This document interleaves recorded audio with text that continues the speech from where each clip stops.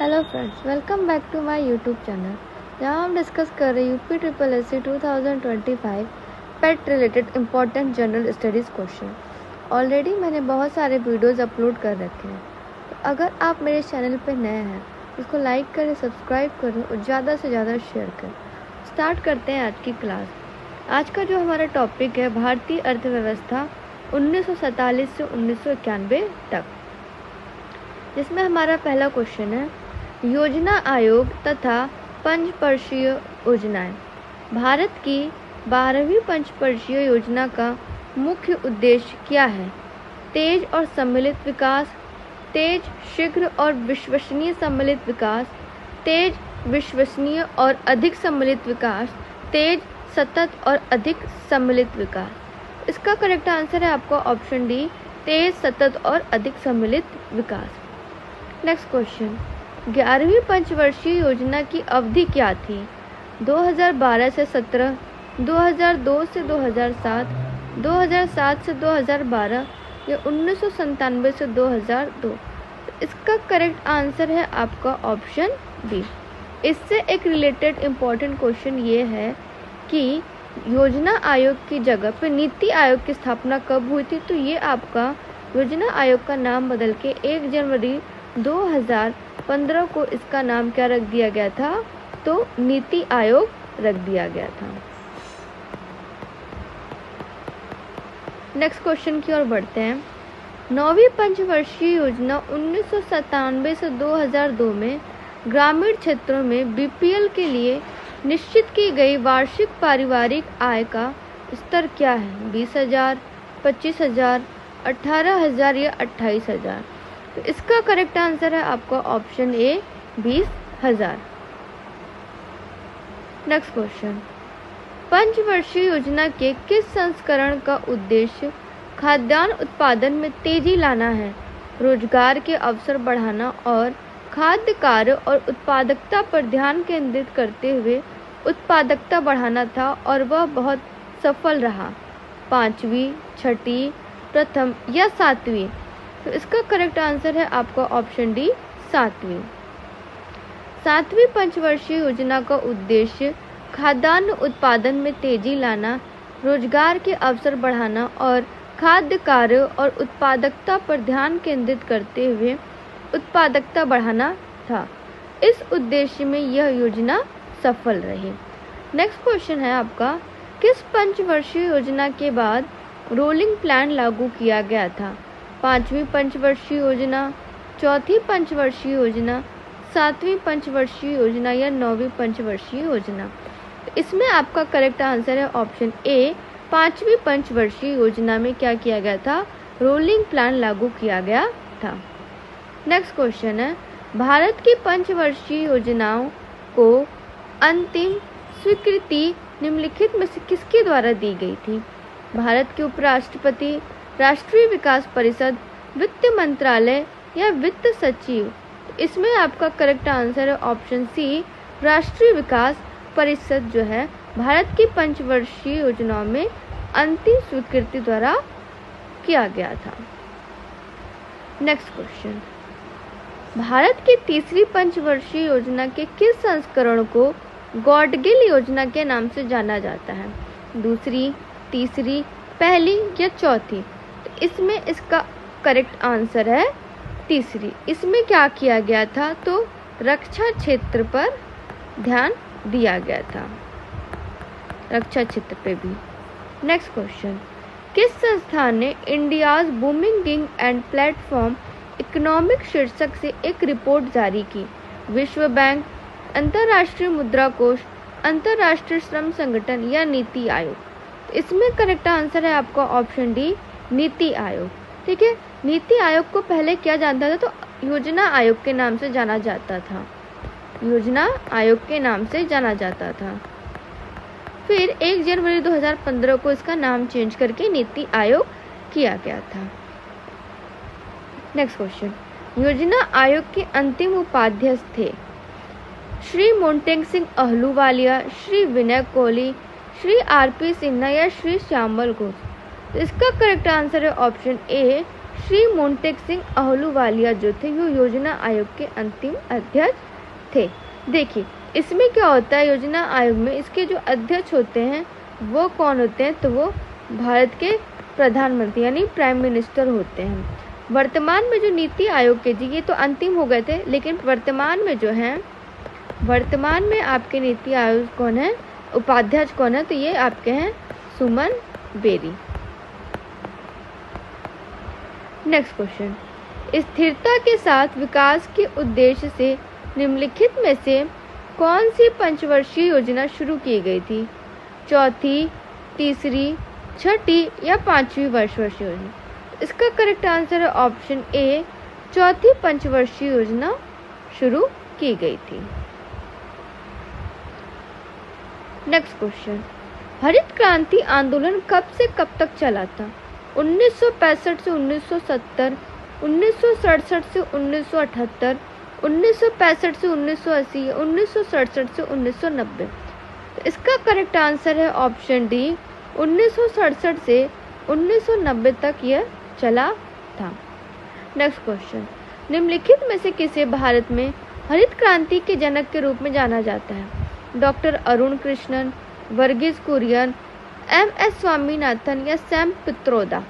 देखिए इसका correct answer है आपका ऑप्शन बी, एम.एस. स्वामीनाथन को क्या है, तो भारत में हरित क्रांति के जनक के रूप में जाना जाता है। नेक्स्ट क्वेश्चन, निम्नलिखित में से किस राज्य को हरित क्रांति के लिए भारत में आरंभ स्थल के रूप में चुना गया था? पंजाब, बिहार, तमिलनाडु या आंध्र प्रदेश? तो इसका करेक्ट आंसर है आपका ऑप्शन ए, पंजाब को चुना गया था। देखिए हरित क्रांति का संबंध किससे था, तो इसका संबंध था खाद्यान्नों के उत्पादन में, ठीक है, जो क्रांति लाई गई थी उपज में, ठीक है। और हरित क्रांति के जनक कौन है, तो श्री स्वामीनाथन जो है हरित क्रांति के जनक जाने जाते हैं, वो भारत में है। नेक्स्ट क्वेश्चन, निम्नलिखित में से कौन सा हरित क्रांति की रणनीति का हिस्सा था? रासायनिक उर्वरक और पीड़कनाशी या सभी सिंचाई उच्च उपज देने वाली किस्म? देखिए जो हरित क्रांति की रणनीति था उसका मेन ये था कि चारों था, ठीक है, कि कैसे खेती की जो खेती है उसकी पैदावार को बढ़ाया जाए, तो इसमें सारा आ जाएगा। अब आपका टॉपिक है दुग्ध विकास एवं ऑपरेशन फ्लड से कुछ इम्पोर्टेंट क्वेश्चन। 2017-18 के दौरान निम्नलिखित में से कौन सा देश दुनिया का सबसे बड़ा दूध उत्पादक था? जर्मनी, ऑस्ट्रेलिया, भारत या दक्षिण अफ्रीका?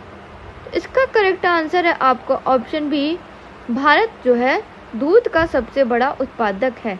देखिए सबसे पहले आपका भारत है, then USA, then Pakistan, then China, then आपका है ब्राज़ील। ये सीक्वेंस है, तो आपसे कभी सेकंड या थर्ड नंबर पे भी पूछ सकता है, या फिर आपसे पूछ देगा कि 5 कंट्रीज का आप सीक्वेंस बताइए। नेक्स्ट क्वेश्चन, भारत में श्वेत क्रांति के जनक के रूप में कौन जाना जाता है? Norman Edberg, MS. Swaminathan, doctor Verghese Kurien या बलवंत राय मेहता? तो देखिए डॉक्टर वर्गीस कुरियन को क्या कहते हैं, तो श्वेत क्रांति के जनक के रूप में कहते हैं। भारत की दुग्ध क्रांति के चरण 1970-80 को विश्व खाद्य कार्यक्रम के माध्यम से निम्नलिखित में से किसके द्वारा उपहार में दिए गए स्किम दूध पाउडर और मक्खन तेल बटर ऑयल की बिक्री से वित्त पोषित किया था? यूरोपीय संघ, संयुक्त राष्ट्र बाल कोष, खाद्य और कृषि संगठन, विश्व स्वास्थ्य संगठन? तो इसका करेक्ट आंसर है ऑप्शन ए, यूरोपीय संघ। नेक्स्ट क्वेश्चन, अपने पहले चरण के दौरान ऑपरेशन फ्लड ने भारत के 18 प्रमुख दुग्ध शेडों को भारत के 4 प्रमुख महानगरीय शहरों में उपभोक्ताओं के साथ जोड़ा। निम्नलिखित में से कौन सा शहर इस ऑपरेशन का हिस्सा नहीं था? कोलकाता, मुंबई, बंगलुरु या चेन्नई? इसमें करेक्ट आंसर है आपका option B, Bengaluru. Next topic है आपका बैंकों का राष्ट्रीयकरण तथा सुधार। पहला क्वेश्चन, बिटकॉइन क्या है? डेटा संग्रहित करने की एक डिवाइस, डेटा मापने की एक इकाई, चिप्स के बारे में एक नियम, डिजिटल मुद्रा का एक रूप? इसमें आपका करेक्ट आंसर हो जाएगा ऑप्शन डी। डिजिटल मुद्रा का एक यह रूप होता है जिसे ना तो देखा जा सकता है और ना ही स्पर्श किया जा सकता है। नेक्स्ट क्वेश्चन, अवमूल्यन का अर्थ है घरेलू मुद्रा के स्थान पर एक नई मुद्रा को लागू करना, चल पूंजी, अन्य देशों की मुद्रा की तुलना में घरेलू मुद्रा का मान कम करना, घरेलू मुद्रा का मान बढ़ाना। इसमें करेक्ट आंसर है आपका ऑप्शन सी, अन्य देशों की मुद्रा की तुलना में घरेलू मुद्रा का मान कम करना, ये इसका करेक्ट आंसर है। नेक्स्ट क्वेश्चन, भारत में मुद्रा आपूर्ति के मापन के संदर्भ में निम्न कथनों पर विचार कीजिए। M1 जनता के पास उपलब्ध मुद्रा प्लस बैंकिंग प्रणाली में मांग जमा प्लस RBI में अन्य जमा को इंगित करता है। दूसरा M4 M3 प्लस डाकघर की जमा को इंगित करता है। उपयुक्त में से कौन सा कथन सही है? ये देखिए, इसमें आपका जो सही हो रहा है वो है आपका ऑप्शन ए, यानी M1 जनता के पास उपलब्ध मुद्रा प्लस बैंकिंग प्रणाली में मांग जमा RBI में अन्य जमा को इंगित करता है। नेक्स्ट क्वेश्चन है, किसके बढ़ने के फलस्वरूप निजी निवेश में वृद्धि की अधिक संभावना होती है? व्यक्तिगत कर, शेयरों की कीमत, नई पूंजी पर अनुमानित प्राप्त या ब्याज दर। इसका करेक्ट आंसर है आपका ऑप्शन बी, नई पूंजी पर अनुमानित प्राप्ति। नेक्स्ट क्वेश्चन, पूंजी खाता में परिवर्तनीयता के संदर्भ में निम्न कथनों पर विचार कीजिए। यह भारत से विश्व के विभिन्न देशों में होने वाली पूंजी प्रवाह के संबंध में समझ सीमाओं के उन्मूलन को संदर्भित करता है। दूसरा, यह भारत में आय स्तर का निष्पक्ष आवंटन करता है। तीसरा, यह भारत में अंतर्राष्ट्रीय पूंजी के कुशल विनियोग या वितरण में सहयोग करता है। इसका करेक्ट आंसर है 1 और 2, 1 3, 2 3 या 1 2 3। देखिए, इसमें आपका करेक्ट आंसर हो जाएगा तीनों, कि जो तीनों हैं यह परिवर्तनीयता में ये सहयोग करते हैं। नेक्स्ट क्वेश्चन है अब आपका, एक सेकेंड। नेक्स्ट क्वेश्चन है कि बैंक दर का अर्थ क्या होता है? देश के केंद्रीय बैंकों द्वारा ली जाने वाली आधिकारिक ब्याज दर, बैंकिंग संस्थाओं के लाभ की दर, अनुसूचित बैंकों द्वारा ली जाने वाली ब्याज दर या साहूकारों द्वारा ली जाने वाली ब्याज दर। इसका करेक्ट आंसर है आपका ऑप्शन ए, देशों के केंद्रीय बैंक द्वारा ली जाने वाली आधिकारिक ब्याज दर ही ये बैंक दर कहलाती है। नेक्स्ट क्वेश्चन है आपका, जिस दर पर भारतीय रिजर्व बैंक वाणिज्यिक बैंकों को पैसा उधार देता है उसे कहा जाता है CRR, रेपो दर, रिवर्स रेपो दर या SLR। देखिए, इसमें इसका करेक्ट आंसर है ऑप्शन सी, रेपो दर। रेपो दर वह दर है जिस पर भारतीय रिजर्व बैंक सरकारी प्रतिभूतियों के बदले भारत में वाणिज्यिक बैंकों या वित्तीय संस्थानों को क्या करता है, तो पैसा उधार देता है। नेक्स्ट क्वेश्चन है अब आपका, जब नकद आरक्षित अनुपात RBI द्वारा बढ़ाया जाता है तो यह अर्थव्यवस्था में पैसे की आपूर्ति बढ़ाएगा, अर्थव्यवस्था में पैसे की आपूर्ति में कमी लाएगा, शुरुआत में आपूर्ति बढ़ाएगा लेकिन बाद में स्वतः घटाएगा, अर्थव्यवस्था में पैसे की आपूर्ति पर कोई प्रभाव नहीं डालेगा। इसका करेक्ट आंसर है आपका ऑप्शन बी, कि अर्थव्यवस्था में पैसे की आपूर्ति में कमी लाएगा। नेक्स्ट क्वेश्चन, इनमें से कौन सा भारत में बैंकिंग क्षेत्र में महत्वपूर्ण सुधारों में से एक नहीं है? घटी हुई CRR और SLR, ब्याज दर का विनियमन, नई पीढ़ी बैंक या वर्धित SLR।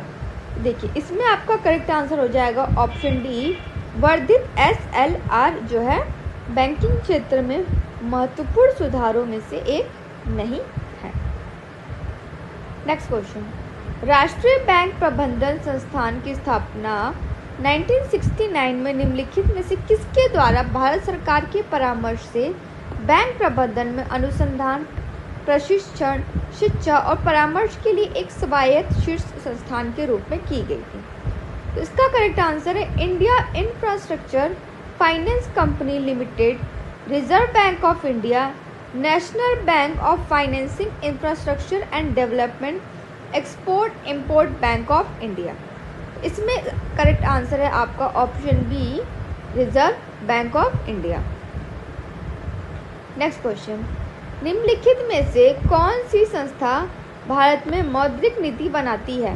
भारत सरकार, एसबीआई, आरबीआई या राज्य सरकार? तो देखिए इसका करेक्ट आंसर है आपका ऑप्शन बी, आरबीआई जो है मौद्रिक नीति बनाती है। नेक्स्ट क्वेश्चन, निम्नलिखित में कौन एक द्रव्यता अनुपात है? पूंजी पर रिटर्न, परिसंपत्ति टर्नओवर, चालू अनुपात या ऋण से शेयर पूंजी अनुपात? तो देखिए इसमें आपका करेक्ट आंसर होगा चालू अनुपात, क्योंकि चालू अनुपात क्या होता है? ये एक द्रवित अनुपात होता है, जैसे सावधिक तरलता अनुपात यानी SLR। नेक्स्ट क्वेश्चन, भारत में कृषि और संबंधित कार्यकलापों को निम्नलिखित किसके द्वारा सबसे अधिक उधार प्रदान किया गया है? सहकारी बैंक, क्षेत्रीय ग्रामीण बैंक, वाणिज्यिक बैंक या सूक्ष्म वित्तीय संस्थाएं? तो इसमें आपका करेक्ट आंसर हो जाएगा ऑप्शन बी, वाणिज्यिक बैंक। नेक्स्ट क्वेश्चन, बैंक के राष्ट्रीयकरण के प्रथम चरण के दौरान किस बैंक का राष्ट्रीयकरण नहीं किया गया था? देना bank, central bank of India, Canara bank या विजया बैंक? इसमें आपका करेक्ट आंसर हो जाएगा option D, Vijaya bank. Bank के राष्ट्रीयकरण के प्रथम चरण के दौरान इसी बैंक का राष्ट्रीयकरण नहीं किया गया था। नेक्स्ट क्वेश्चन, किस वर्ष भारत में बैंकों का राष्ट्रीयकरण किया गया था? 1977, 1947, 1965 या 1969? तो देखिए 19 जुलाई 1969 में क्या किया था? 14 यानी 14 बैंक का राष्ट्रीयकरण किया गया था। 15 अप्रैल 1980 को सरकार ने वाणिज्यिक बैंकों के दूसरे चरण के राष्ट्रीयकरण में 6 बैंकों का राष्ट्रीयकरण किया। इसके पूर्व 19 जुलाई 1969 को 14 बैंकों का राष्ट्रीयकरण किया जा चुका था। वर्ष 2019 में भारत ने 10 सार्वजनिक क्षेत्रों के बैंकों का विलय 4 बड़े सार्वजनिक क्षेत्रों के बैंक बनाए। और वर्तमान में भारतीय स्टेट बैंक सहित कुल कितने आपके सार्वजनिक क्षेत्र बैंक है? तो 12 सार्वजनिक क्षेत्र बैंक है, जिसमें आपका क्या है? तो भारतीय स्टेट बैंक भी है। नेक्स्ट है, 1969 में कितने प्रमुख निजी बैंकों का राष्ट्रीयकरण किया गया था? देखिए आपका करेक्ट आंसर है ऑप्शन बी, इसमें 14 बैंकों का क्या किया गया था? तो राष्ट्रीयकरण किया गया था। नेक्स्ट क्वेश्चन है, वाणिज्यिक बैंकों के दूसरे राष्ट्रीयकरण में बैंकों का राष्ट्रीयकरण हुआ तो कितने? 4, 6, 5 या 8? देखिए इसका करेक्ट आंसर है इसमें ऑप्शन सी, 6 बैंकों का राष्ट्रीयकरण हुआ।